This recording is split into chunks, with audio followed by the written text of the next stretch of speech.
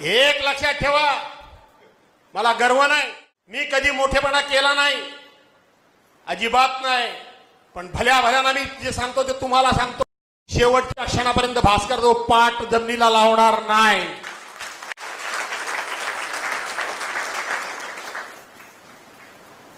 काय कशा करता घाबरायला तुम्ही पाहिजे. जी बोट बुडाली नाही, जी बोट जळली नाही, मारुती होडेकर त्यातलं सगळं सामान तुम्ही बाहेर काढलं आणि माझी मदत घेऊन सरकारकडनं पैसा उकळला. तुम्ही घाबरलं पाहिजे, मी कशाला घाबरेन. तुम्ही सोसायटीचे चेअरमन आहात. काल एका दिवसामध्ये तुमच्या विरोधातले कागदपत्र माझ्याकडे आले. मी आजपर्यंत जे मला कोण कोण सोडून गेले वणकर साहेब, त्यांच्याबद्दल वाईट तर बोललोच नाही, त्यांचं वाईट तर चिंतलंच नाही, त्यांचं वाईट व्हावं असा कधी प्रयत्न पण केला नाही. ज्याचं कर्म त्याच्याबरोबर. आज आज वेळणेश्वरच्या खारवी समाजाला पण मी सांगतो, जे तुमच्याकरता मी केलंय ना, तुमच्याकरता साखरीयागरच्या खारवी समाजाला पण सांगतो, सगळ्यांनाच सांगतो. आज काय व्हायचं ते होईल, बरोबर आहे ना. सगळ्यांना सांगतो, खारवी समाजाचं सभागृह बांधलेलं आहे.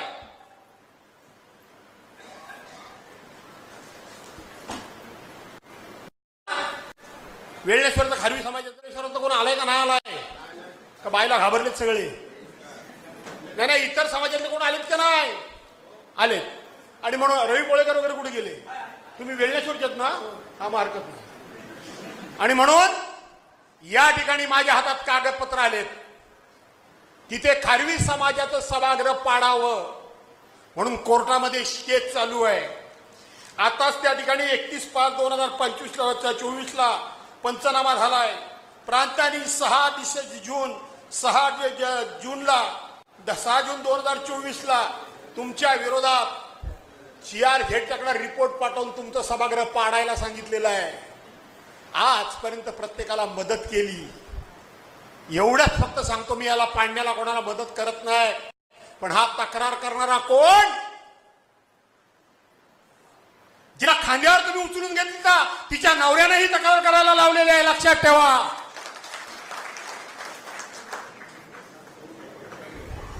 तिच्या नवऱ्यानेही तक्रार केलेली आहे.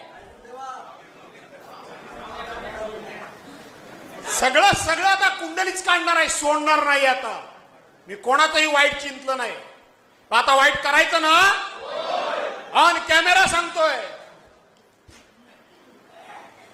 आज ते हॉटेल, तो बंगला दिसला असता काय जाग्यावर? रवी कोळेकर कुणी केलं नाही. सगळं मेहरबानी नाही केली. माझ्या सहकार्यात राहिलं पाहिजे, त्यांच्या अडीअडचणीला प्रसंगाला मी उभंच राहिलं पाहिजे. कोणाला सत्तेची मस्ती सांगता आणि कोणाला सत्तेची भीती सांगता? घाबरायचं सत्तेला? मी आज सांगतो, या ठिकाणी महाराष्ट्राच्या इतिहासामध्ये साखरीयागरला जेटी फक्त आणि फक्त एका जेटी करता स्वतंत्रपणे 8.5 कोटी रुपये मंजूर करणारा भास्कर जाधवच आहे. जे तुम्ही पण त्यांनी पण सांगितलं की 8.5 कोटी रुपये त्यांना होत्या माझ्याबरोबर, नाही असं मी म्हणत नाही. आज साखरीयागरवाली मी मिटिंगला बोलवलं होतं. भावांवरी या, मी काय म्हणतो ते ऐका. तुम्हाला पटलं आनंद आहे, नाही पटलं तुमचा निर्णय तुम्ही घ्या, मी काही म्हणणार नाही. ते साखरीयागरवाल्यांचा आज मला निरोप सकाळी आला की आम्ही भास्कर शेठला सांगितलं होतं की आम्ही तुमच्या सभेला जरूर येऊ, पण नेत्रा ठाकूर सत्तेत गेले, त्यामुळं आमचं काम तीच करू शकते. माझ्या शुभेच्छा आहेत, तुमचं काम लवकरच पुरं व्हावं. माझ्या शुभेच्छा आहेत. हे महेश नाटेकर, काय दत्ता शेटवणकर, हे महेश नाटेकर, त्यांना आपण आता समाजाचे नेते, आधी मी कुठल्या जातीपातीला मानत नाही, पण समाजाचे नेते 2020 साली